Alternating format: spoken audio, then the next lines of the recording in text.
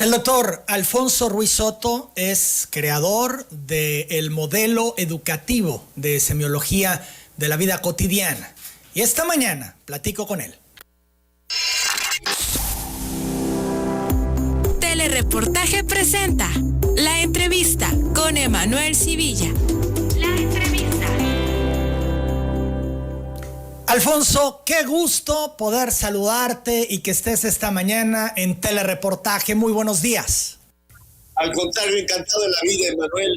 Es un placer compartir aquí con tu auditorio. Muchas gracias. Gracias. Importante comentarles un poco de la hoja de vida de Alfonso Ruiz Soto. Obtuvo su doctorado en letras en la Universidad de Oxford, Inglaterra, en donde radicó durante 10 años. Ha sido investigador de tiempo completo en el Centro de Estudios Literarios del Instituto de Investigación Filológicas de la UNAM y miembro del Sistema Nacional de Investigadores durante 6 años. Les he compartido ya también que es el creador del modelo educativo de semiología de la vida cotidiana. Es presidente fundador del Instituto de Semiología y de su programa académico, Colegio de Consultores y Comunicadores en Semiología de la Vida Cotidiana. Es presidente fundador de la Asociación Internacional de Semiología de la Vida Cotidiana y del Grupo Altía, institución de asistencia privada con 28 años de existencia al servicio de los grupos más vulnerables de nuestra sociedad. Es autor de 4 libros, entre los que se encuentra La mirada interior, un texto de sensibilización a su modo educativo. Es una persona que yo respeto mucho, que conozco. He tenido la oportunidad de participar en varios de sus seminarios y hoy tengo pues el honor de que esté en Telereportaje para platicar con nosotros, para que el auditorio de Telereportaje lo escuche. Alfonso, un año difícil, este año de la pandemia, ha sido un año de pérdidas. Se ha perdido la libertad, nos han confinado, se han perdido los trabajos, se han cerrado los negocios, pero también se han perdido la vida de muchas personas. Hoy en Tabasco, en México, por ejemplo, las defunciones que se reportan, 213,597, y bueno, si hablamos en el mundo, el número se dispara. Es un año muy complejo, muy difícil para enfrentar. Así es, mi querido Emanuel.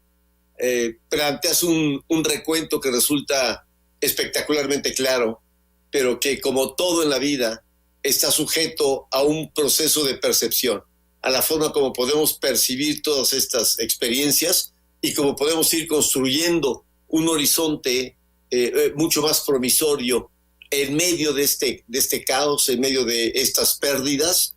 Reflexionar siempre desde la perspectiva de lo que tenemos que aprender a partir de estas experiencias, de lo que podemos contribuir, de la forma como podemos apoyar a los demás, de la manera como tenemos que transformar nuestra actitud frente a la vida, frente a las demás personas, frente a nosotros mismos. Cómo percibimos la carencia ajena, cómo percibimos nuestra propia experiencia, cómo nos vinculamos, porque se está gestando algo realmente extraordinario, Emanuel, que es la transformación de la actitud de la humanidad frente a lo que llamamos el principio de realidad, frente al mundo mismo. Tener una valoración mucho más poderosa, tanto de la vida orgánica como de la vida humana, como de los vínculos afectivos, como de nuestra propia salud, como de actos elementales que damos por sentado. Algo tan básico, tan elemental para la vida como es poder respirar. Y que tantas personas que se encuentran en este momento en hospitales o recluidos en sus casas, afectados por el COVID, y que están seriamente afectados en sus funciones respiratorias y que están luchando entre la vida y la muerte y que están valorando cada respiración. Literalmente hemos ido aprendiendo a valorar la vida hasta lo más esencial, hasta lo más básico. Y esto indudablemente va a reportar una transformación en la actitud de las personas, algo que debemos aprovechar para hacer una transformación de vida, para no volver a lo mismo, y que esta nueva realidad de la cual nos hablan y se divulga en todos los medios de comunicación, vamos hacia esta nueva normalidad, que se convierta en una nueva humanidad, en una nueva actitud frente al mundo, frente a la vida, frente a nosotros mismos, la valoración de los afectos, de la familia, y te digo, la valoración de nuestra salud en sus minucias más extremas, más increíbles. De tal manera que estamos viviendo una gran paradoja. Es un encuentro de luces y sombras que tenemos que saber manejar, conducir, para poder dar la vuelta de campana a esta crisis y lograr los resultados más positivos dentro de lo posible. Pero ¿cómo aprovecharlo a como lo enfocas tú? ¿Cómo darle la vuelta de campana? ¿Cómo tener la claridad de poder dar ese paso cuando se está inmerso en el dolor?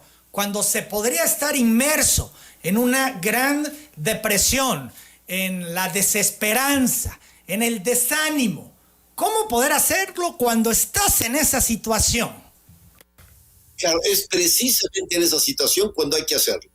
Precisamente algo que postulamos con el modelo educativo de semiología de la vida cotidiana y que he venido impartiendo a lo largo de los últimos 36 años, es que la actitud de la persona marca la pauta en la calidad de su vida. Siempre es la forma como tú percibes la realidad. Decimos, la realidad es lo que es, pero la vida es lo que significa.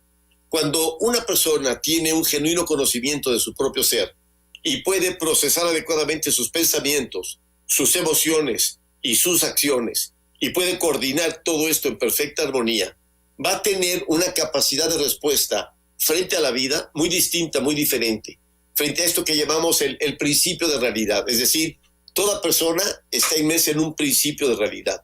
Y en este mismo momento, todo tu auditorio, las personas que están escuchándonos, que están compartiendo con nosotros esta reflexión, se percatan de que cada uno de ellos tiene su propio principio de realidad. Hay personas que en este momento se encuentran perfectamente sanas, en la seguridad de sus hogares, y están tranquilos y están bien resguardados. Mientras que hay personas que están viviendo una situación opuesta, se encuentran enfermos, o hay algún familiar o pariente enfermo, se encuentran en una situación de carencia económica, de angustia porque quizá tuvieron que cerrar la empresa familiar, en un cuadro y en una perspectiva total y completamente distinta, completamente diferente.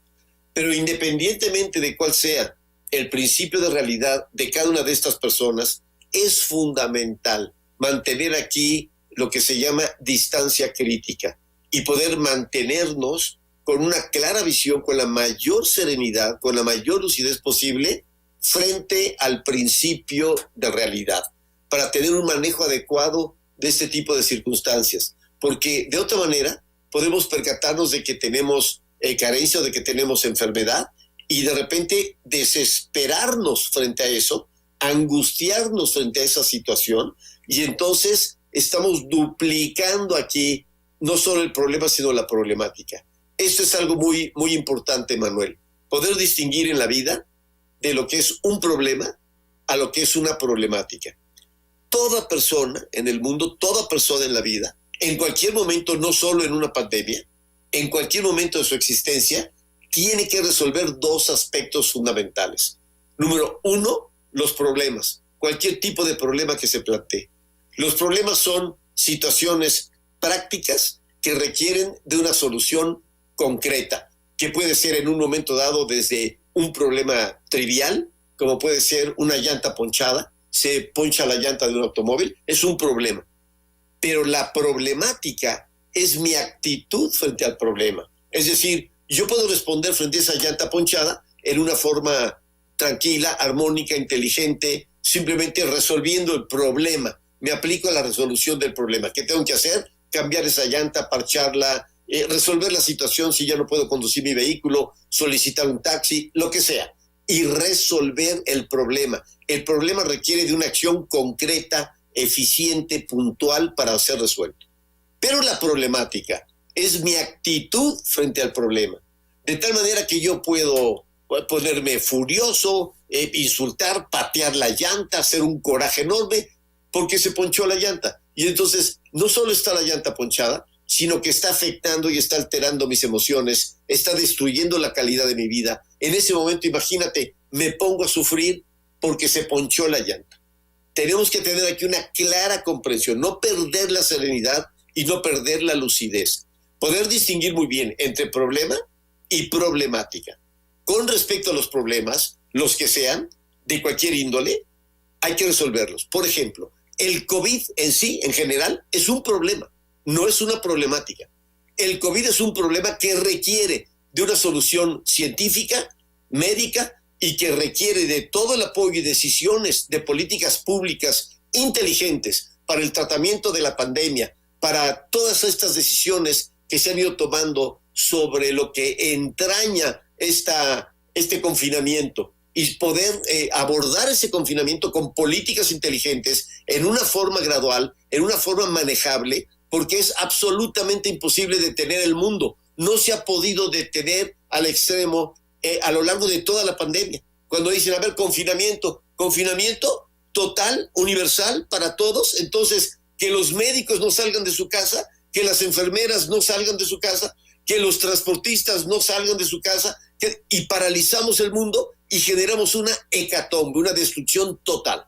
Y entonces tenemos que responder con mucha inteligencia, con políticas públicas adecuadas para resolver problemas específicos, problemas que pueden ser una crisis sanitaria, que puede ser una crisis económica, que puede ser una crisis social, que puede derivar en una crisis política y que puede incidir en una crisis ecológica. Es decir, estamos frente a una gran pandemia mundial que requiere lo mejor de nosotros, que requiere verdaderamente de tener una gran serenidad, un gran conocimiento para aplicarnos a la solución de los problemas. Pero lo que debe ir acompañada de esta lucidez, de esta claridad, de esta serenidad para abordar los problemas y buscar las soluciones más viables, lo más propositivo, lo más adecuado, dadas las circunstancias de cada quien o de cada comunidad o de cada país, es no añadir la problemática. Esto es una dimensión interna, psicológica de cada ser humano. Es cómo construye los procesos de significación. De tal manera que una persona puede estar en su casa, puede estar bien resguardada, puede estar sana y sin embargo estar viviendo una paranoia tremenda y estar futureando y proyectando el miedo hacia el futuro y me voy a enfermar y qué va a ocurrir con mis hijos y qué es lo que va a pasar. Y no está pasando nada, en ese momento no está ocurriendo nada, pero sí estoy viviendo la problemática, estoy añadiendo una actitud negativa, una actitud disfuncional frente al problema que no lo resuelve. No resuelve para nada, a nadie le ayuda en lo más mínimo estar sentado en su casa pensando en el terror de lo que podría estar ocurriendo y de que no se vaya a morir, de que no se vaya a enfermar, de qué va a ocurrir con sus hijos, porque únicamente esa persona lo que está haciendo es angustiarse, es liberar las hormonas del estrés, es afectar la respuesta de su sistema inmunológico y entonces ser mucho más susceptible a la infección y a la enfermedad. De tal manera que no estoy ayudando en lo más mínimo, pero sobre todo estoy destruyendo la calidad de mi vida. Entonces, aquí es extraordinariamente importante comprender que frente a un problema específico se requiere también el temple, la preparación de la persona, su actitud para decir, a ver, vamos a distinguir problemas de problemáticas y voy a abocarme con serenidad, con inteligencia, a la resolución más eficiente de los problemas que tenga. Vamos a buscar soluciones, no ser parte del problema, no sumarme a los problemas, y además de que tengo un problema, ya sea una llanta ponchada o ya sea el COVID o ya sea un problema económico, ahora voy a sumar mi angustia, mi desesperación, voy a enfermarme de los nervios, voy a caer en un estado de ansiedad, posiblemente en una depresión, y acabo con un tratamiento psiquiátrico. Y entonces decir, no queremos llegar a ese tipo de extremos. Necesitamos ir aportando lo mejor de nuestro propio ser, ir confrontando la realidad. La realidad hay que mirarla de frente, no hay que escabullir los problemas, hay que mirarlos a los ojos y hay que sentarnos con lucidez, con claridad y buscar las mejores respuestas. Y entonces, tanto individuales como colectivas, es el momento en que la comunidad tiene que participar. Es en el momento en que tenemos que buscar un diálogo con las autoridades. Es el momento en que tenemos que pedir las respuestas y las soluciones más eficientes, con la mayor puntualidad, con la mayor lucidez, con la mayor responsabilidad. No olvidemos que son servidores públicos, son responsables de administrar esta situación y tienen que ofrendar lo mejor de sus capacidades, lo mejor de sus posibilidades, pero una de ellas es la empatía y es la comunicación con sus propios grupos, con sus propias comunidades. Y tenemos que lograr esto, mi querido Manuel. Y es algo que arranca con la actitud individual. Cuando una persona, ella misma, se responsabiliza del manejo de sus pensamientos, del manejo de sus emociones, del manejo de sus acciones, y a partir de ahí puede ofrecer lo mejor de sí misma a su pareja, a sus hijos, a su familia, a su comunidad, a su país, y buscar soluciones y confrontar los problemas con la mayor serenidad posible dentro de lo posible. Alfonso Ruiz Soto, ¿cómo abordar los problemas para encontrar las soluciones a la problemática? ¿Cómo hacerle cuando no nos enseñan a conocernos? Tú decías el principio de realidad, empezar por el principio de realidad, pero no nos enseñan a conocernos y la mente nos domina. Se ve un tanto cuanto complejo. Vamos a la pausa, ¿te parece, Alfonso? ¿Regresamos con esto? Encantado de la vida. Gracias, Manuel. Es el doctor Alfonso Ruiz Soto. Seguimos en esta plática con el doctor Alfonso Ruiz Soto, es creador del modelo educativo de semiología de la vida cotidiana. Nos comentabas, Alfonso, antes de la pausa, que debemos de partir del principio de realidad, poner la distancia crítica, enfrentar los problemas para llegar a las soluciones. Esto es la problemática, poder resolverla.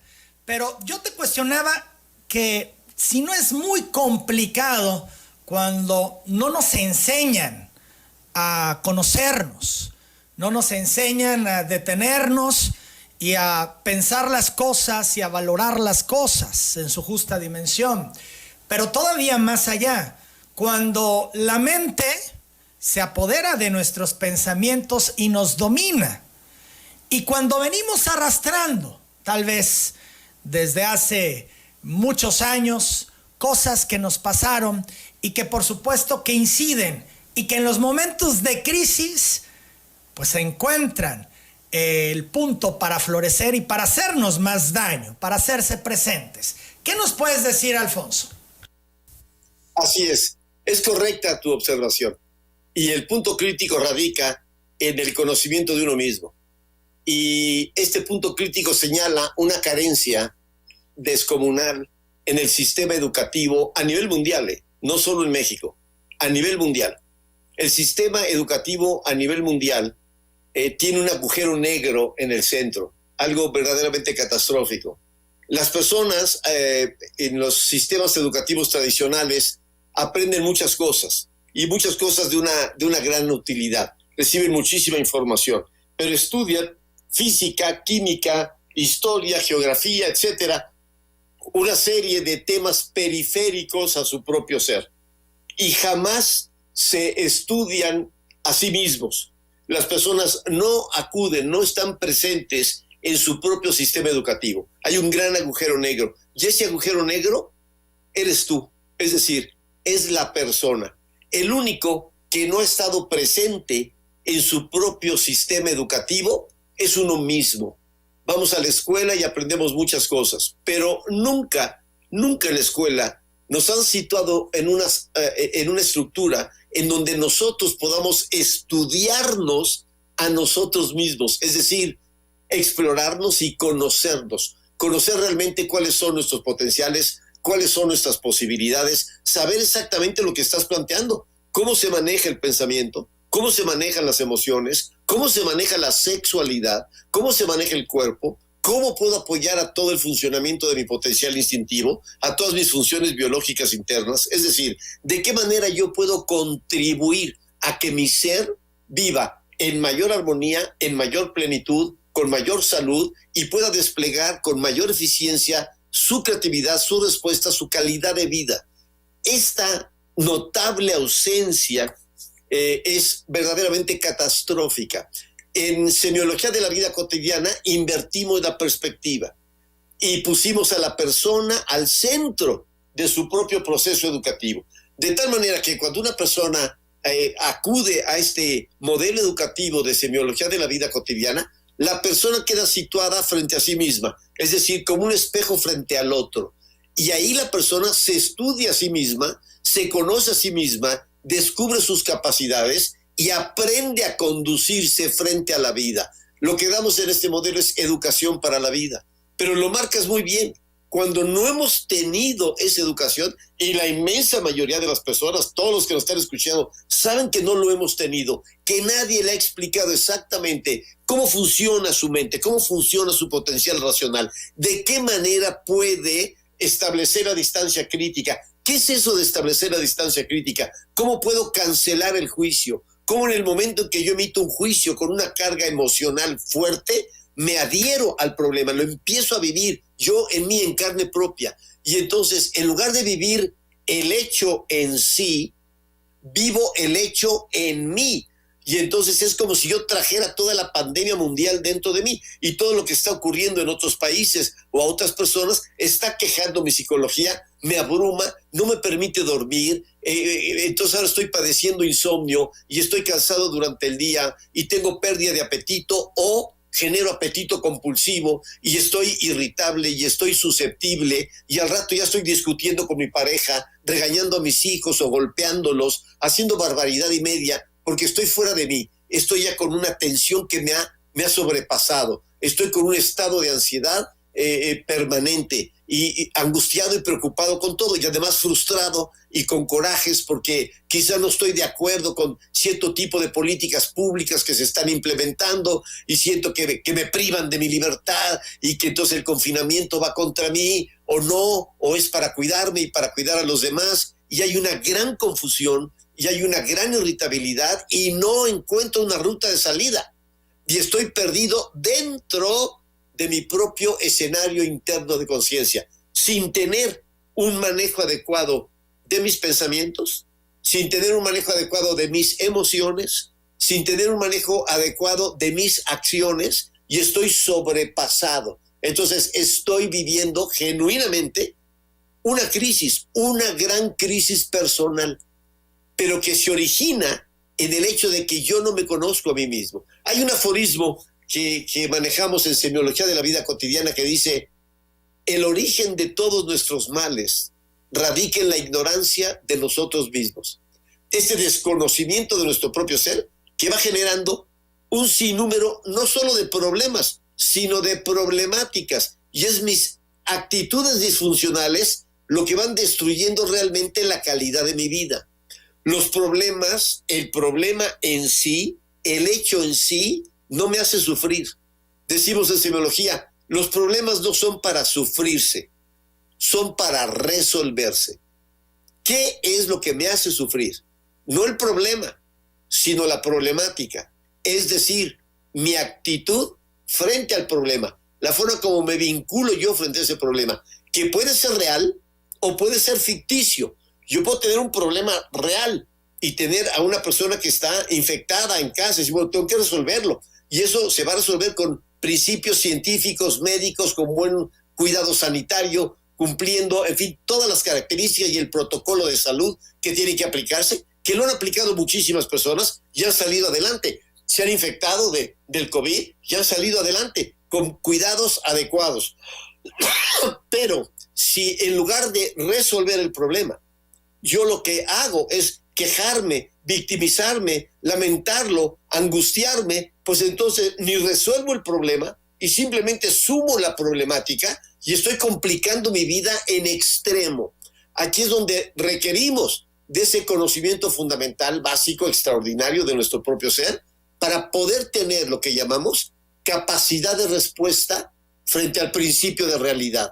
Y entonces es ahí, precisamente en esta crisis que reconstruiste de una manera tan elocuente, Emanuel, con todos los problemas que están aquejándonos y que inciden en la problemática de las personas, y que entonces tenemos una bomba atómica que está a punto de estallar en cualquier lado, en cualquier familia o en cualquier comunidad, porque se llega a un punto de quiebre, se llega a un punto en el que estoy verdaderamente desesperado, no encuentro la ruta de salida, y como no tengo un manejo adecuado interno de mi propio ser, voy a proyectar mi desamparo, mi angustia o mi frustración hacia afuera. Voy a buscar culpables, voy a tirarme encima y voy a generar entonces un ámbito de violencia que no ayuda en nada, no resuelve nada, simplemente da salida a una frustración y comenzamos a complicar esto. Fíjate que ha ocurrido algo muy curioso. Ha aumentado de manera notable en todo el mundo la violencia intrafamiliar. La violencia intrafamiliar ha aumentado durante la pandemia, pero ha disminuido el número de divorcios. ¿Qué quiere decir esto? Que las personas están cada vez más insatisfechas, son cada vez más violentas, pero que dicen, ya ni siquiera me puedo divorciar porque la pandemia no me lo permite, por la situación misma de confinamiento, por la situación económica, por muchos motivos y razones. Y entonces estamos dentro de casa viviendo un infierno y atacándonos y agrediéndonos más que nunca, y sin encontrar la ruta de salida y sin poder ni siquiera apartarme del hogar. Entonces, aquí es muy importante que comprendamos que todos y cada uno de nosotros debemos responsabilizarnos del manejo de nuestros propios pensamientos, de nuestras emociones, que tenemos que generar la calma primero y antes que nada internamente, porque para que haya un acto de violencia tiene que haber una mente que la concibe, un corazón que la asume y una mano que la ejecuta. Y entonces ahí tenemos que decir, a ver, cuidado, todo arranca en la mente, todo arranca en lo que estoy pensando, en el juicio que estoy emitiendo contra mi pareja o contra mis hijos, etcétera, y estoy perdiendo empatía, estoy perdiendo lucidez. Y una vez que yo autorizo ese pensamiento inadecuado, me produce una emoción negativa. Y una vez que se produce esa emoción negativa, la voy a manifestar como frustración, coraje, agresión, violencia, etcétera. Pero es todo un proceso interno. Un acto de violencia no es que ocurre de repente, pum, que es out of the blue, como se dice en inglés, ¿no? Que ocurrió. No. Ese acto de violencia se genera en ti, se genera en cada una de las personas. Y es ahí donde tiene que cortarse, es ahí donde tiene que interrumpirse, donde tiene que saber procesarse con el manejo adecuado de nuestras actitudes frente a todo lo que está ocurriendo. Entonces, el punto que señalas, Emanuel, es de la máxima importancia, pero a nivel mundial, es un desconocimiento descomunal el que existe de la persona consigo misma. Cuando llegan las personas, ya han tomado mis cursos, ya han sido decenas de miles de personas a lo largo de estos 36 años, y les pregunto, ¿realmente te conoces? ¿Realmente sabes cómo procesar tus pensamientos? ¿Realmente sabes cómo no engancharte? Mira, ante situaciones elementales, Emanuel, va una persona conduciendo en el tráfico y de repente a alguien se le cierra, ocurre cualquier incidente y se ponen furiosos y gritan, insultan y son capaces de insultarse, bajarse del automóvil, golpearse y vivir una escalada de violencia enorme. Ha habido personas que han muerto por un incidente de tráfico, de que les tocaron el claxon. ¿Qué me ves? ¿Y por qué me tocas? ¿Y qué te traes? Y se bajan del automóvil, cruzan insultos, se hacen de golpes y uno muere. Alguien saca un puñal o una pistola y de repente te encañonan, te disparan y hay un muerto que ocurrió en 2 minutos de violencia porque no hubo nadie que supiera manejar sus emociones adecuadamente. Frente a provocaciones tan elementales y tan burdas como esa, pero que me sacan de quicio.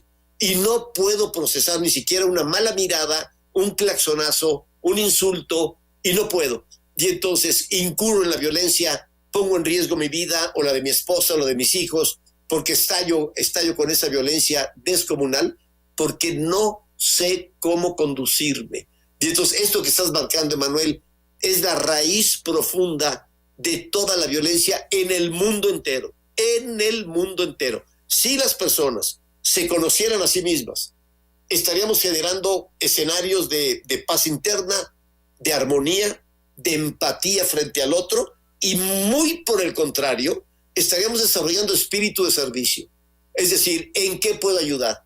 ¿Qué se te ofrece? ¿Te puedo apoyar? Con muchísimo gusto te apoyo. Voy a hacer todo lo que yo pueda hacer por ti, lo voy a hacer por ti y lo voy a hacer con mucho gusto, por una convicción humanitaria. No es una obligación, no. Es un gusto que una persona descubre cuando se conoce a sí misma, el placer que experimenta de ayudar a otro, de poder apoyarlo. Y este espíritu de servicio que arranca con uno mismo, yo antes que nada quiero vivir y apoyarme yo a mí mismo, estar yo en paz conmigo mismo, para poder dar lo mejor de mí a mi pareja, a mis hijos, a mis padres, a mis vecinos, a mis colaboradores, a quien sea. Y se genera un ámbito de armonía muy importante para fortalecer el tejido social, porque es lo que se está quebrando en el mundo. Se quiebra el tejido social, entonces las sociedades se polarizan y entonces hay cruce de navajas y hay agresiones por todos lados y es un desquiciamiento enorme. Pero todo esto parte de la ignorancia de nosotros mismos. Es que no nos conocemos realmente y en consecuencia no podemos conducirnos frente a la vida y mucho menos en una situación problemática. Todavía cuando las cosas van más o menos bien o van espléndidamente bien, hombre, pues qué fácil estar bien y sentirse bien con esas circunstancias. Pero cuando surge un problema, cuando surge una carencia, cuando viene una agresión, ahí es cuando tienes que sacar lo mejor de tu propio ser. Por eso, esta pandemia, en el fondo, es una gran noticia para la humanidad, porque esta pandemia, estoy convencido, está generando el brote y el desarrollo de una nueva toma de conciencia a nivel mundial que puede generar el gran cambio que estamos esperando en la humanidad y en el mundo entero. La gran humanidad con la que estamos soñando, ojalá se produzca a partir de la respuesta frente a esta pandemia mundial. El reto sin duda es el controlar nuestros pensamientos, el gobernarlos y que no nos gobiernen, ¿no? Y aprovechar este momento de pandemia como una sacudida para volver al origen y reencontrarnos, o tal vez encontrarnos por primera vez, ¿no? Para quienes no, pues nunca se han detenido a revisar estos procesos, Alfonso. Así es, absolutamente, Emanuel, porque solo a partir de esa experiencia vamos a poder construir nuestro proyecto de vida. Mira, las personas me lo preguntan, y me lo han preguntado a lo largo de los años. No es solo durante la pandemia. Sí, esta pandemia es una crisis magnificada, pero ha habido crisis permanente en el mundo y la vida se va moviendo a saltos de crisis y con esta capacidad de respuesta de los seres humanos para ir mejorando cada vez más frente a la crisis, porque si no, vamos empeorando cada vez más. Hay dos posibilidades: o evolucionamos y sacamos una espiral ascendente, o involucionamos y vamos en una espiral descendente y cada vez estamos peor. De tal manera que me pregunta la gente, ¿pero cómo vivir en paz, Alfonso? Pero ¿cómo? Me dice, ¿qué no ves cómo está el mundo? Me dicen, ¿pero qué? ¿La paz es posible? Y les digo, no solo es posible, es indispensable, porque la paz es la emoción fundamental a partir de la cual se construye un proyecto de vida. Una persona puede tenerlo todo en la vida, puede tener éxito, poder, dinero, puede tenerlo todo. Pero si esa persona ha perdido la paz, lo ha perdido todo, porque no puede disfrutar ni del éxito, ni del poder, ni del dinero. La paz es la emoción fundamental a partir de la cual construimos un proyecto de vida. Antes que nada, lo que aprendemos es cómo ponerme en paz, cómo puedo estar en paz conmigo mismo, porque a partir de esa paz, entonces puedo prodigar lo mejor de mí. Estoy más lúcido, soy más sensible, más receptivo, soy una persona con mejor humor, con mayor alegría. Puedo disfrutar de los pequeños momentos de mi vida cotidiana, puedo gozarlos. Pero cuando he perdido la paz, puedo estar en medio de un palacio, de una mansión, puedo estar en un yate fabuloso, en medio de un crucero, y puedo estar partido por el eje, desesperado, con una angustia tremenda, con una culpabilidad enorme, con un gran resentimiento, y no puedo disfrutar nada a mi alrededor. Cuando estoy en ese estado, no gozo nada, ni mi casa, ni mi familia, ni mi automóvil, ni mi nada. No puedo gozar de los placeres de la vida, porque estoy verdaderamente abarcado por un estado de ánimo, por una situación emocional y mental que no me permite disfrutar nada. Lo más elemental, lo más urgente para cada persona es lograr conquistar su propia paz interna.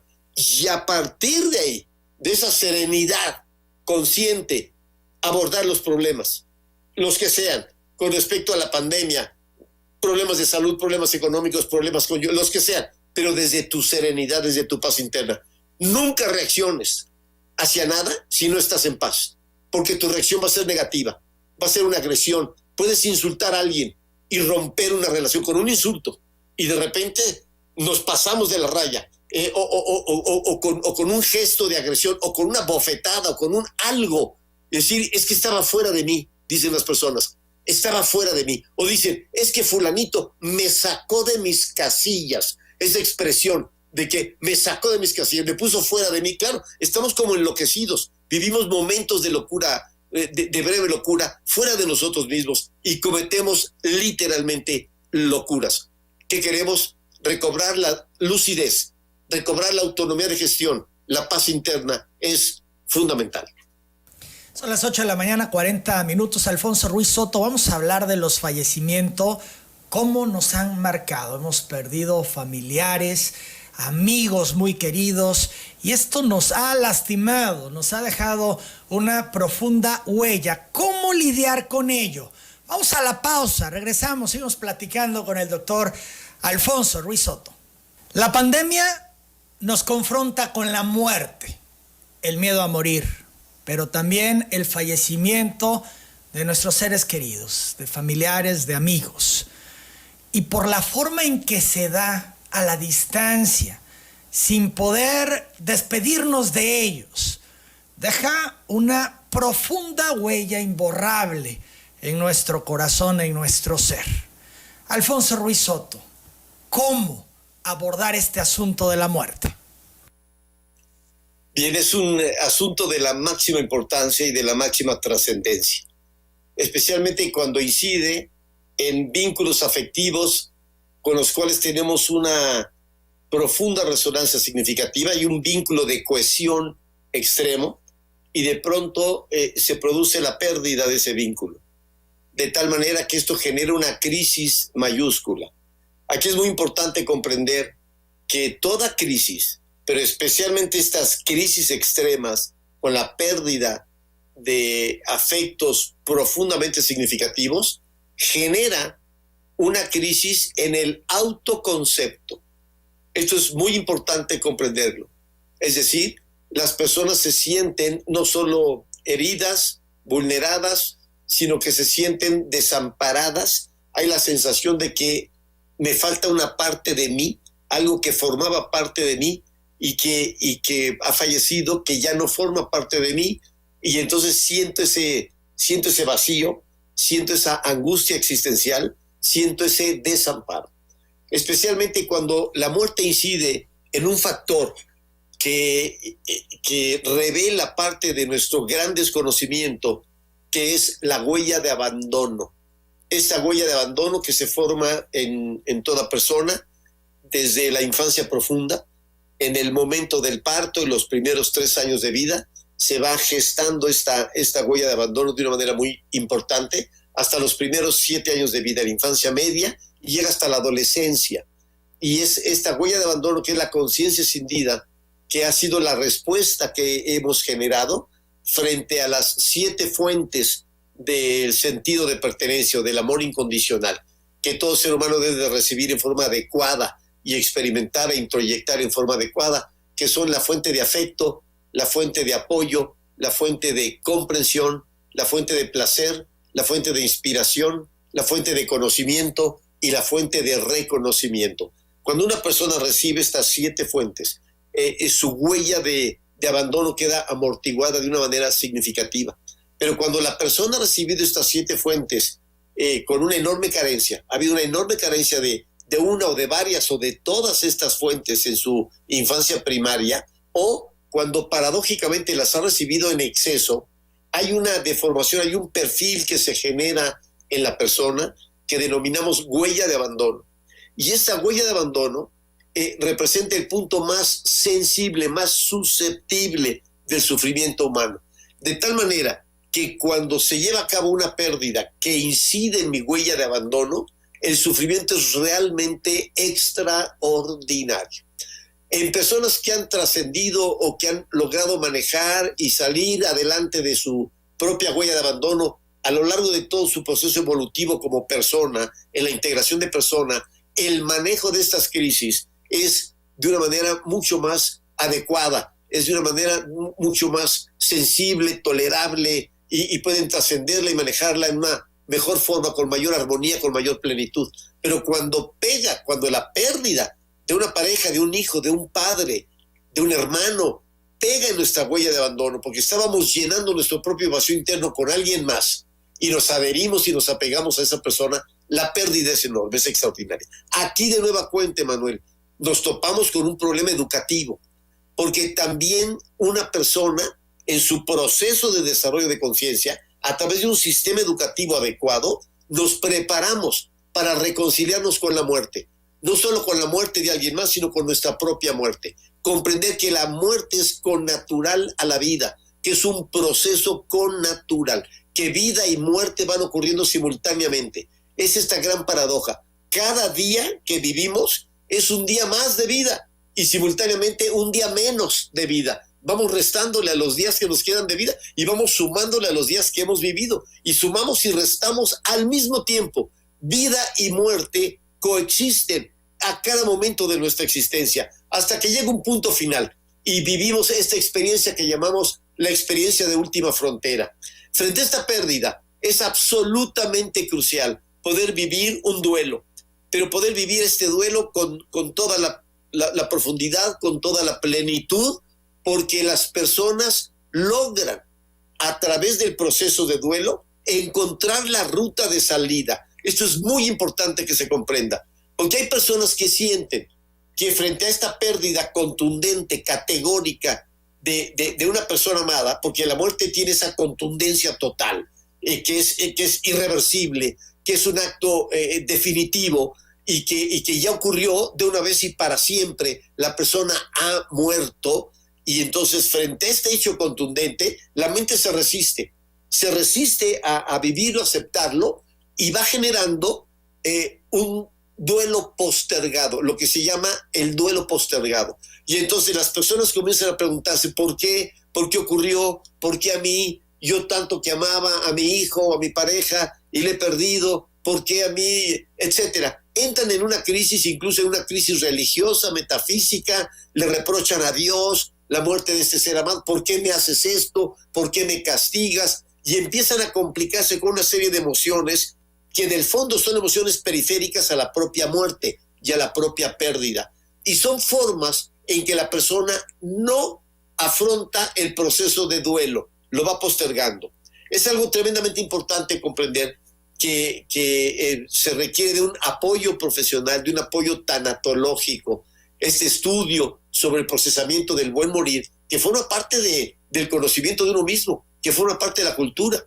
Decimos en Semiología de la Vida Cotidiana, aquel que no se reconcilia con la muerte, jamás se reconcilia con la vida, porque vida y muerte son connaturales. Necesitamos comprender esta unidad, este binomio, esta diada fundamental, la vida y la muerte, para poder vivir en paz, porque si no, el temor a la muerte, que esto puede ocurrir no solo durante la pandemia, a lo largo de la vida de cualquier persona, sin pandemia ni nada, de repente es el temor a la muerte de uno mismo, a la muerte de sus seres amados, de sus seres queridos, y no estamos reconciliados con esa idea de la muerte, de tal manera que la sombra de la muerte está oscureciendo siempre, continuamente, nuestra vida cotidiana, y nuestros mayores placeres y el gozo de estar habitando el momento presente se ve ensombrecido por el miedo a futuro de la muerte, de tal manera que la persona se convierte en experta en destruir su propia vida y su propia realización frente a esta pérdida. Aquí es algo muy importante, Emanuel, recomendar a las personas que consideren que no pueden procesar adecuadamente la aceptación de la muerte de un ser querido, buscar apoyo profesional. Esto es muy importante, porque las personas piensan, a partir de esta pérdida, mi vida está deshecha. Dicen, me destruyó la muerte de mi hijo, me hizo pedazos, nunca me imaginé que se iba a experimentar esto, ya mi vida no tiene sentido, yo ya no vuelvo a ser feliz. Personas que me han dicho, no, desde que murió mi hermano, mi papá no volvió a sonreír, pasó 30 años de duelo. Imagínate esto, 30 años de duelo. Bueno, todo esto es producto también del desconocimiento de uno mismo. El proceso de duelo hay que vivirlo, pero es un proceso que puede tener un tiempo reducido, muy reducido, se vive de manera muy intensa y hay unos pasos fundamentales que menciono rápidamente. Para el proceso de duelo, antes que nada, tiene que haber aceptación del principio de realidad. Mientras una persona no tiene una aceptación clara, contundente de este hecho, jamás abre el proceso de duelo. La pregunta ¿por qué? ¿Por qué me ocurrió? ¿Por qué? Es una forma sutil de ir postergando el duelo. No vivo el proceso de duelo y puedo pasarme 20 años preguntándome ¿por qué murió mi hijo? ¿Por qué murió mi hija? ¿Por qué murió mi padre o mi hermano o mi pareja? ¿Por qué? ¿Por qué? ¿Por qué? Y postergo el duelo. No va a ser el por qué, sino finalmente el para qué, dar un sentido a esa muerte. Pero lo primero que tengo que hacer es aceptar que ya murió. La aceptación total y plena del principio de realidad es el primer paso. Si no se da ese primer paso, no se abre el proceso de duelo. Por eso nosotros conocemos incluso imágenes legendarias de pueblos que asumen un luto tremendo por la muerte de una persona muy significativa del pueblo y viven de luto. De repente un pueblo completo viviendo de luto y creen que ese luto es erigir un monumento a la persona que aman y que están brindando de esta manera una forma de ofrenda amorosa a ese ser que aman. Y entonces sacrifican su propia vida, su felicidad, creyendo hacer ese monumento al amor, cuando es un monumento a la tristeza, a la desesperación, a la pérdida, al vacío. No, el mayor testimonio de amor a un ser que hemos perdido es decirle, te brindo mi propia felicidad, como honor, como homenaje a tu propia vida y a lo que te amo. Voy a vivir mi proceso de duelo, pero desde luego que lo que te ofrezco es mi propia felicidad. Personas que me dicen, es que murió mi padre y estoy desesperado. Digo, si tu padre pudiera hablar contigo, ¿qué crees que te diría? Mijito, deja de sufrir, por favor. Aprovecha la vida, vívela, gózala. Tus días están contados, como los de todas las personas. Goza el momento presente, vívelo ya, por favor. Deja de estar sufriendo, de estar lamentando, de hacer una víctima. El primer paso es aceptación del principio de realidad. Muy bien, una vez que lo he aceptado, siguiente paso, muy importante, contacto con la emoción. Tengo que abrirme a sentir. Oye, sí, ha muerto mi hijo. ¿Qué estoy sintiendo? ¿Qué estoy experimentando? Una tristeza profundísima. Personas que me han dicho, nunca había experimentado una tristeza tan extrema como con esta pérdida. Estoy experimentando ese nuevo parámetro de tristeza y de sufrimiento en mi propia vida. Magnífico. Ábrete a sentirlo, porque si no, lo que haces es inhibir el duelo.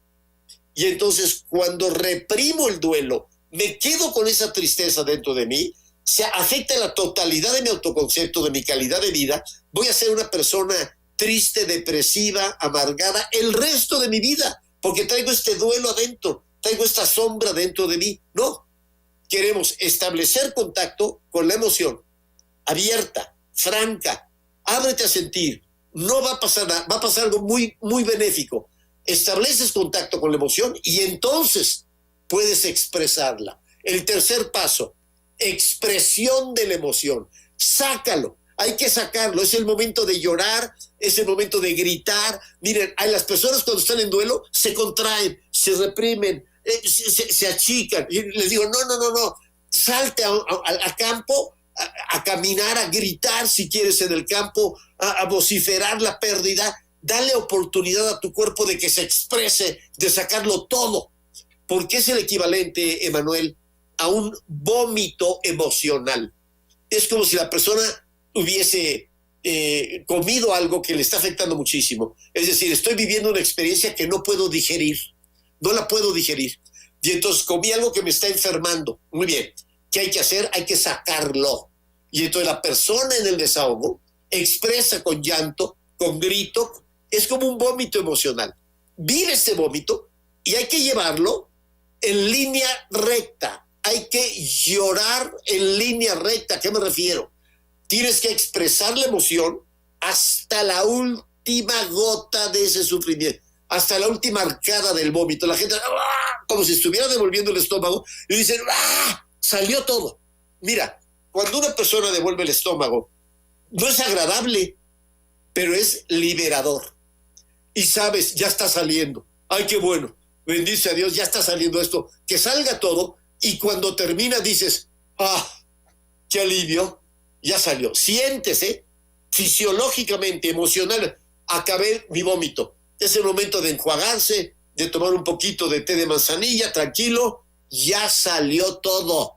Bueno, el duelo, el proceso de duelo, con aceptación del principio de realidad, contacto de la emoción, expresión de la emoción, se lleva a cabo de una manera extraordinaria hasta que llega un momento en que una persona dice, he concluido, he llorado lo que tenía que llorar, he expresado lo que tenía que expresar, y entonces puede darle vuelta a la página y decir, se cerró este ciclo. Fíjense bien aquí con algo muy importante. Los vínculos nunca se terminan, se transforman. La forma como te vas a vincular ahora con tu padre o tu hijo, ¿sí? Es a través de tu memoria, es a través de lo vivido con esa persona, es a través de la evocación de los momentos gratos y plenos. Por eso, aprovechen que están vivos y que tus seres amados están vivos para amarlos lo más que puedas, porque es lo que te vas a quedar de ellos. De ellos te quedas con el amor compartido, con las experiencias de armonía, de placer, de apoyo, de ayuda, de solidaridad, de cercanía humana, de vívelos. Ahora que estás en vida, vívelos. Porque esa exasperación, esta desesperación de repente, se murió mi hijo y no pude decirle todo lo que lo amaba. Oye, ¿y qué edad tenía tu hijo? 25 años. Y en 25 años, ¿nunca le dijiste todo lo que lo amabas? ¿No se lo dijiste todos los días? ¿No lo conviviste de esa manera? Y ahora en el último momento, ¿quisieras decirle todo lo que lo amas? No, hay que decirlo a cada momento, todos los días. Mijito, qué gusto, todavía estás con vida, yo también, qué gusto, qué grata sorpresa. Ven, mi amor, un abrazo, un beso, te adoro, te amo, vamos a disfrutar el día y entonces poder compartirlo. La muerte es una gran lección de amor, de muchísimo amor, de amor que no hemos dado o que no supimos dar o que sí dimos, y entonces en ese momento recoge las perlas de toda esa relación. Por favor, esto es muy importante. Cuando se expresó ya el desahogo y el duelo y se da vuelta a la página, tiene que haber un siguiente paso que es, por favor, escúchenlo bien, reconstrucción del principio de realidad. Haces una reconstrucción del autoconcepto. No te alarmes. Por supuesto que vas a aprender a vivir sin esa persona y vas a aprender a generar un nuevo vínculo. Vamos por la vida con nuestros muertos adentro. Traemos a los muertos en nuestra conciencia, en nuestro escenario mental, en lo que compartimos con ellos. A ver, ¿por qué te duele la muerte de alguien? Pues porque fue muy significativa en tu vida. Y entonces, ¿por qué fue significativa? Porque viviste momentos esplendorosos con esa persona. Muy bien, esto es con lo que te quedas. Esto es lo que tienes tú en el momento de la despedida, del ciclo que se cierra, y abres un nuevo ciclo de vida, un nuevo vínculo, la forma de relacionarte con ese hijo, con tu padre, que es hermosísima. De pronto personas que me han dicho, terminando el proceso de duelo, nunca había estado tan cerca de mi padre como ahora, y ya sé que está muerto y nunca he estado tan cerca de él como hoy en día. Y he aprendido a valorarlo, a quererlo, a amarlo, a perdonarlo, a 10,000 cosas. Y su muerte ha sido una ventana de luz en mi vida. Pero por favor, que las personas sepan que sí existe una ruta de salida, que la persona renace después del proceso de duelo, pero que muy probablemente requieran el apoyo de un profesional, de una persona que los asista para ir conduciéndolos en el proceso de duelo, vivirlo a fondo, sacar lo que haya que sacar, hasta la última gota, dar la vuelta a la página, reconstruir el principio de realidad y de repente vivir en muchísima paz, en genuina paz. Se puede recobrar esa paz interna. Hay una esperanza, por supuesto, pero una persona tiene que saber cómo procesar sus propios duelos, sus propias pérdidas. Pero son perfectamente posibles hacerlos. Alfonso Ruiz Soto, ¿puede uno prepararse para enfrentar a la muerte? Y ya no hablo del fallecimiento de un ser querido, sino la propia muerte. Y yo aquí quiero saber cómo vamos de tiempo, Emanuel, y disponemos, porque luego yo realizo explicaciones muy alargadas que quiero... No, nos vamos ya acercando a la recta final. Esta y una pregunta más para ir concluyendo. Muy bien, perfecto. Mira, te lo comento porque no solo es posible, es absolutamente indispensable. Una persona que no se reconcilia con su propia muerte no vive en paz, no vives tranquilo, de una manera más consciente o menos consciente o en tu inconsciente, estás proyectando ese temor a la muerte que se refleja en muchas cosas y que se refleja en un temor a la vida.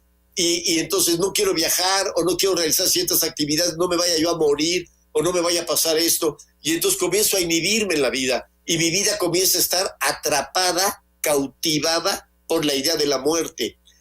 Mientras que si logro reconciliarme con la muerte como parte del principio de realidad y logro yo encontrar el sentido profundo, ¿qué significa la muerte?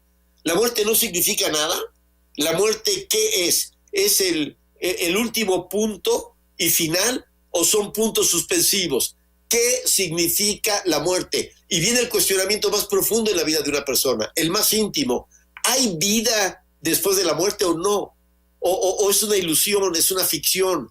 ¿Qué es lo que me dice la ciencia? ¿Qué es lo que me dice la religión? ¿Qué es lo que me dice la filosofía con respecto al sentido y a la significación de la muerte? Pero sobre todo, una vez que estoy documentado, que he reflexionado sobre el tema, ¿qué digo yo con relación a mi propia muerte y al sentido de la muerte y al sentido de la existencia? Es una pregunta fascinante, absolutamente fascinante, que toda persona tiene que resolver, porque tenemos una convicción total.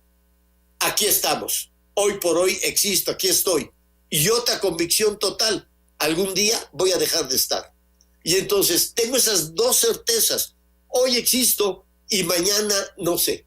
Es decir, algún día llegará mi muerte. Es también un dato, bueno, inequívoco, incontrastable. Bien, sería absurdo no prepararse frente a algo que sé que voy a vivir, que voy a confrontar, de muy distintas formas y maneras. De tal manera que una persona tiene que profundizar dentro del conocimiento de uno mismo en lo que es la muerte. Mira, a lo largo de todo el modelo educativo de semiología de la vida cotidiana, son una serie de cursos, pero hay un curso, el curso 8, es semiología de la muerte.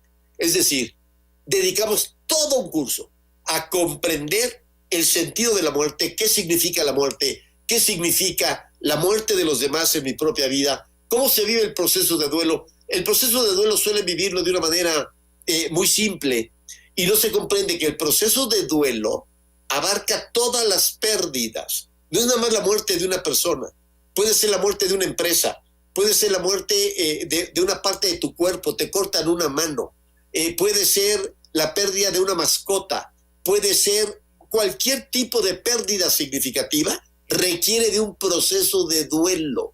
Y entonces estudiamos 5 tipos de duelos diferentes, porque no es lo mismo que se muera tu hermano o tu padre, ¿sí? A que se muera una mascota o a que se muera, a perder algo, un objeto muy querido, y las personas dicen, total, se me perdió, ay, qué lástima.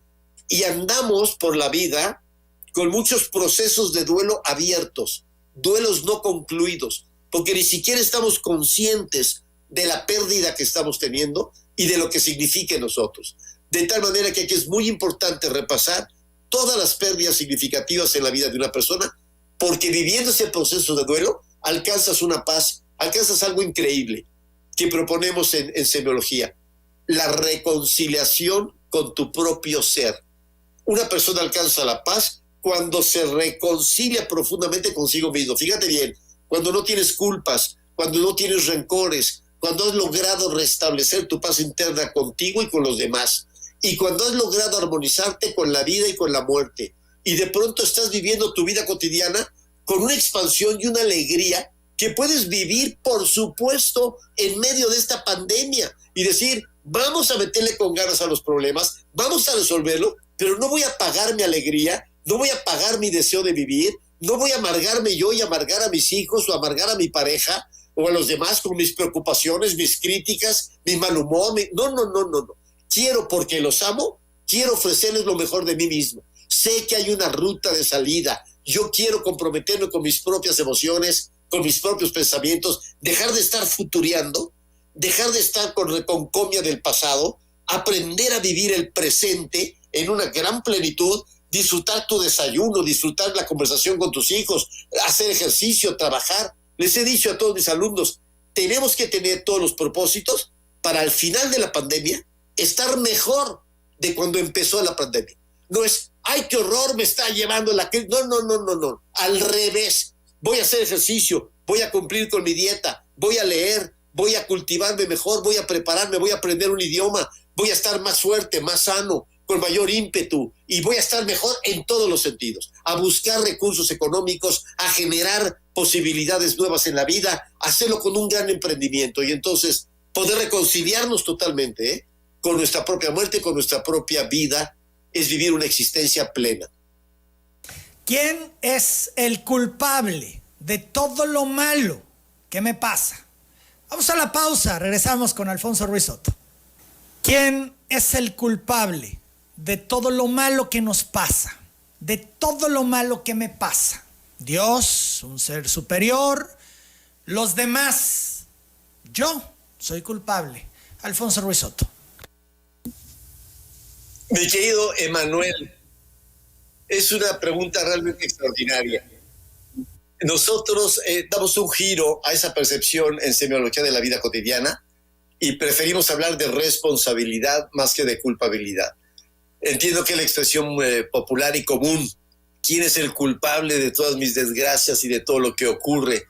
Nosotros decimos en semiología, toda persona es 100% responsable de todas sus acciones, pero no es culpable de ninguna. Hablamos de la culpabilidad siempre como un freno emocional, algo que estoy recriminándome continuamente, estoy experimentando la culpabilidad y está afectando mi vida, pero no está resolviendo nada. No queremos la culpabilidad, queremos la vergüenza moral.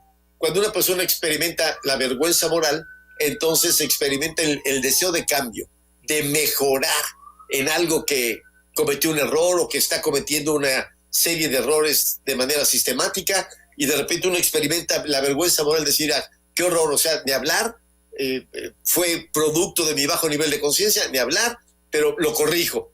Pero cuando hablamos de todas estas desgracias que me ocurren, aquí hay algo verdaderamente central, Emanuel, fabuloso, me encantó la pregunta, porque cada persona es la única responsable de sus propios procesos de significación, de todo lo que le ocurre en la vida. Hay algo que decimos en semiología de la vida cotidiana. La realidad es lo que es el principio de realidad. La realidad es lo que es, pero la vida es lo que significa. Es decir, toda persona es la única responsable de la creación de sus propios procesos de significado. Esto es verdaderamente extraordinario, Emanuel, tremendamente importante. No vivimos realmente los hechos. Lo que vivimos realmente no solo son los hechos, sino lo que los hechos significan en nuestro escenario interno de conciencia. Y eso es lo que marca la diferencia total en la vida de una persona. Tú puedes estar con tu pareja, incluso abrazándola, y estar a miles de kilómetros de distancia, sintiendo una discrepancia enorme con ella. Tú estás en una fiesta, en una reunión familiar, y de repente la estás abrazando y estás sonriendo amablemente y se acabó. Pero ¿qué es lo que está ocurriendo dentro de ti? Eso es lo que realmente estás viviendo. Por eso le decimos a las personas, les comento en los cursos, un beso nunca es un beso, siempre son dos besos. Cuando hay una pareja que se está abrazando con mucho amor y se besa, bueno, ese no es un beso, son dos besos, lo que está experimentando uno y lo que está experimentando el otro. Y uno puede estar experimentando un transporte amoroso increíble y cierra los ojos y se transporta en ese beso, y el otro puede estar mirando el reloj por atrás del cuello y diciendo, ay, tengo prisa, ya me voy, ahora ya está. Y de repente estar viviendo dos cosas completamente diferentes. Uno está viviendo un acto de amor y al otro le está dando asco ese beso, o, en fin, cada quien vive su propia experiencia. La realidad es una, pero la percepción de la realidad es infinita. Cada persona está construyendo su propio escenario interno de significación, con todo. Cuando tú hablas con la familia y les preguntas a 5 o 6, ¿qué les pareció la cena de Año Nuevo? ¿O qué les pareció el cumpleaños de fulanito? Cada quien lo vivió desde su propia perspectiva, Cada quien tiene su propia interpretación, su propia visión, y unos lo disfrutaron y otros lo lamentaron. De tal manera que cada persona está construyendo su propio universo de significación, y eso es lo que estás viviendo. La pandemia no es una. Cada quien está viviendo su propia pandemia, cada quien, al interior de la familia, de la pareja, ya no digamos una nación, un país. Unos ven el confinamiento como una reclusión a la libertad, qué horror, perdí. Otros están diciendo, lo mejor que me ha pasado en la vida es este confinamiento, me fui al centro de mi propio ser, pude aislarme de muchas cosas, he podido reflexionar sobre la vida, soy otra persona, ha sido increíble, cobré conciencia del amor que le tengo a mi mujer, a mis hijos, no convivía con ellos, no había estado presente, estaba yo trabajando todo el tiempo como loco. El mayor regalo que me ha dado la pandemia es que recobré a mi familia, recobré mi intimidad, en fin. Cada quien está viviendo su propia pandemia, cada quien está viviendo su propio confinamiento, pero no solo en la pandemia, a lo largo de toda tu vida, Emanuel, cada día de tu existencia y cada momento, tú has vivido en tu intimidad algo que solo tú sabes. Es cuando hablamos de este escenario interno de conciencia en las personas, donde están pensamientos, emociones, procesos, sensaciones, acciones, todo que ocurre dentro de ti, y que el único que lo conoce eres tú. Y tú, ahí, tú construyes los procesos de significación. Ahí construyes qué significa tu vínculo con tu esposa, qué significa tu vínculo con cada uno de tus hijos, no solo con todos. Amo a todos mis hijos, sí, pero amas a cada uno de manera distinta, de manera diferente, y solo tú sabes cómo vas administrando estos afectos, estos amores, experimentando estos vínculos. ¿Qué significa para ti tu trabajo? ¿Lo amas o no? ¿Estás en ejercicio de tu vocación o no? ¿Qué significa la totalidad de tu vida para ti? ¿Qué significa tu salud? ¿Qué significa el dinero? ¿Qué significa para ti la sexualidad? ¿Qué significa para ti la espiritualidad? ¿Qué significa la vida para ti? Eres tú el que está construyendo este universo dentro de ti, y lo estás construyendo momento a momento. La semiología nos dice, hay 3 pasos fundamentales en la vida de toda persona. Toda persona está continuamente percibiendo signos, percibo signos. Primer paso. Segundo paso, proceso signos. Tercer paso, proyecto signos. Con esos 3 pasos se hace todo lo que pasa en la vida. Una persona está percibiendo signos de día y de noche. Incluso dormidos estamos percibiendo signos. Lo que estamos soñando, la temperatura del cuarto, movimiento, 1000 cosas. No es que estamos dormidos y ya no percibo signos, no. Los signos se perciben de manera incesante, de noche y de día. Muy bien. Ahora, ¿qué haces con los signos que percibes? ¿Qué haces cuando una persona te saluda o te insulta o te comenta algo, o cuando lees un libro o ves una película? Estás recibiendo signos. ¿Cómo los estás procesando? Porque en esta elaboración de los signos consiste la orquestación de la significación en tu propia intimidad.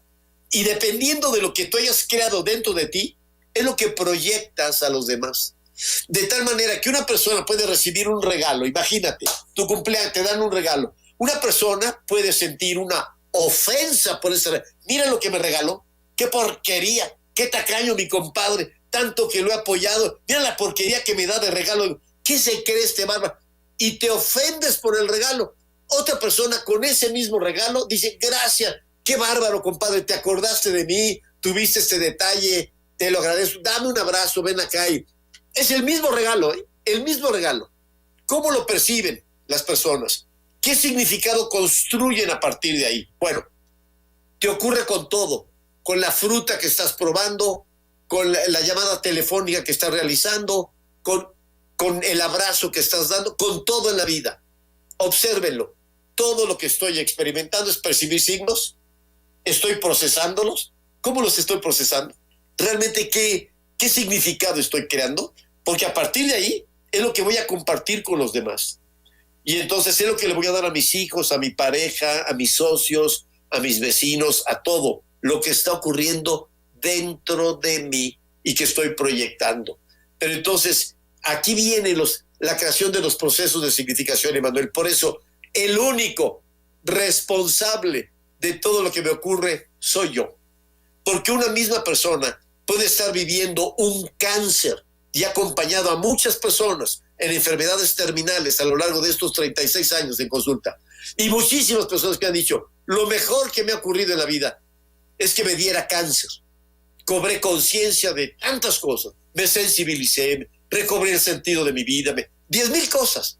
En lugar de estar lamentando ese cáncer, dijeron, wow, qué experiencia muy fuerte, reclamó de mí lo mejor, pero soy otra persona, soy una persona renacida. Incluso las personas que han muerto en ese cáncer y que me han dicho, esta etapa de mi vida y esta experiencia no la cambio por nada.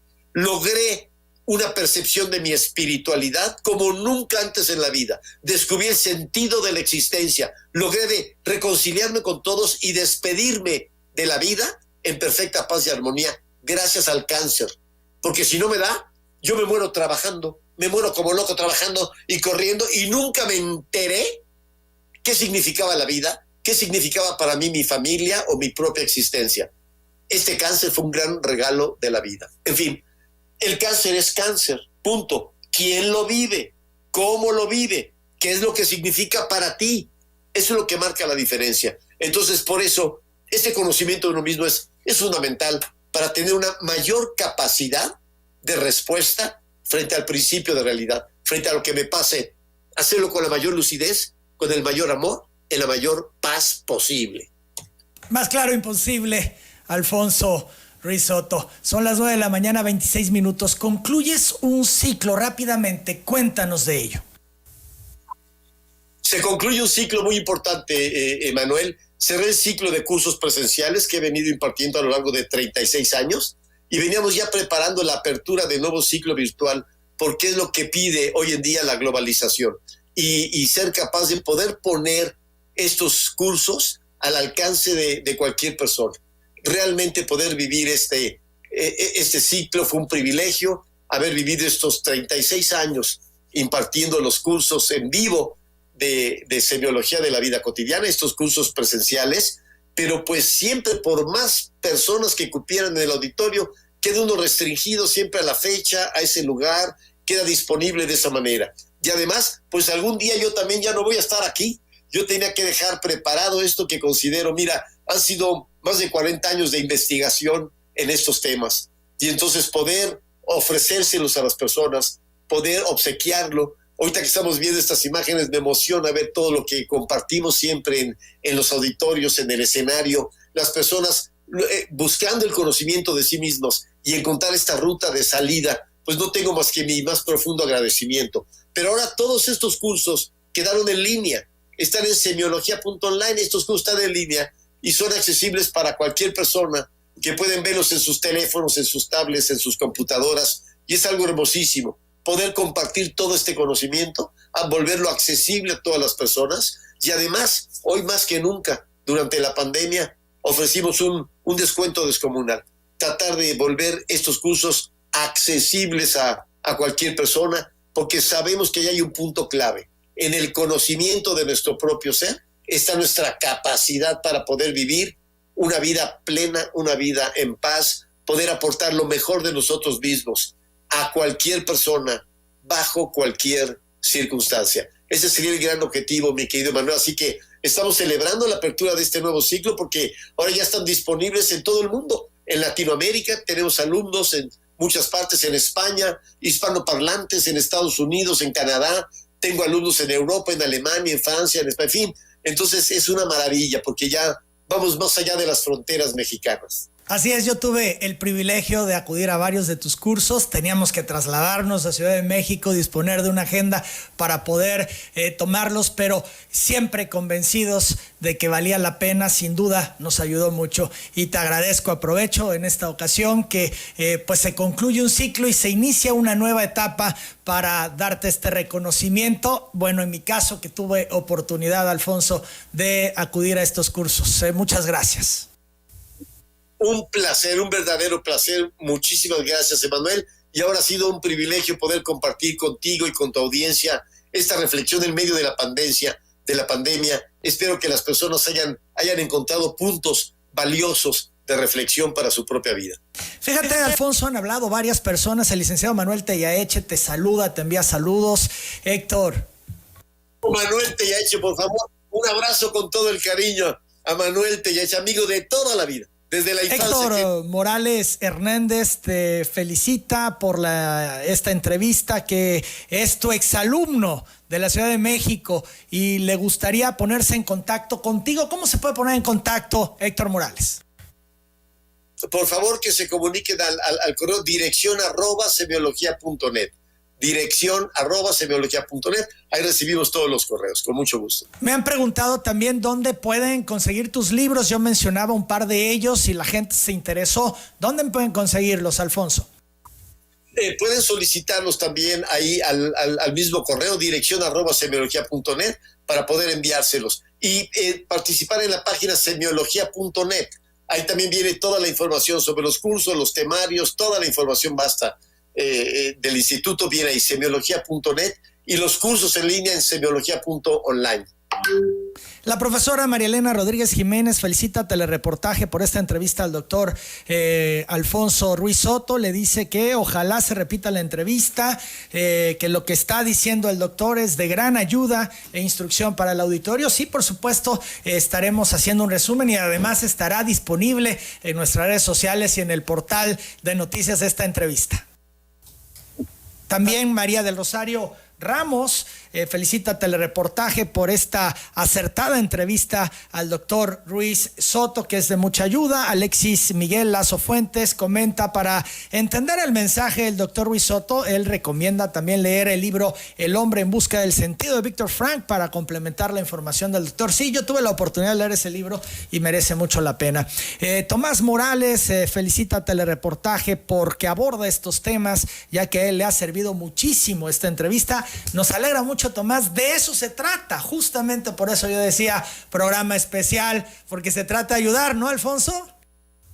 Así es, con el mayor espíritu de servicio, y hemos estado vinculados con el Grupo Altía, también con Tabasco, durante la gran crisis con las inundaciones y demás, enviando despensas, enviando colchones, así que la gente de Ciudad de México, que nos hemos solidarizado también con toda la situación de crisis en Tabasco. Un saludo a todos con mucho cariño, con mucho afecto. Bien, ya terminando, también sé que tienes que irte. Joel Marín Cornelio te felicita, Alfonso, por tus comentarios tan asertivos. Ya no hay que tenerle miedo a la muerte, dice. Leticia del Carmen Pérez Rodríguez te dice, Alfonso, que le da mucho gusto escucharte en la entrevista, que ella ha acudido a la Ciudad de México para tomar estos cursos y que agradece todo lo que ha aprendido en ellos, dice Leticia Pérez Rodríguez. José Francisco Jiménez Córdoba dice que está de plácemes por esta gran entrevista, comenta que su vida cambió a partir de este momento de manera positiva, que agradece mucho. Bueno, pues de eso se trata. Elba Doris López de la Cruz dice sobre la entrevista que con el sacramento de la reconciliación no debemos de tener miedo a morir. Alfonso Ruiz Soto, de nueva cuenta, muchas gracias. En verdad que valoro y aprecio el tiempo que has dispuesto para que te escuche el auditorio de Telereportaje. Conozco de tu agenda, no paras y bueno, nos has dedicado un gran rato y creo que eso pues no tiene precio. Muchas gracias, Alfonso. Al contrario, Emanuel, te agradezco infinito esta invitación, ha sido un placer compartir con la audiencia y mira qué grata sorpresa establecer este contacto con mi queridísimo amigo Manuel Tellaeche, una gratísima sorpresa. Un abrazo muy cariñoso, Manuel, a ti y a toda la familia. Gracias, Alfonso, de nueva cuenta. Un fuerte abrazo y lo mejor en esta nueva etapa. Muchísimas gracias, un saludo cordial a toda tu audiencia. Me encantó la participación, el entusiasmo que genera esto. Lo celebro de corazón. Te agradezco infinito, Emanuel, la invitación, un privilegio estar aquí en tu espacio. Muchas gracias. Es el doctor Alfonso Ruiz Soto, creador del modelo educativo de semiología de la vida cotidiana, que tuvimos el privilegio de tenerlo esta mañana en Telereportaje. Yo hago la pausa, regreso con más.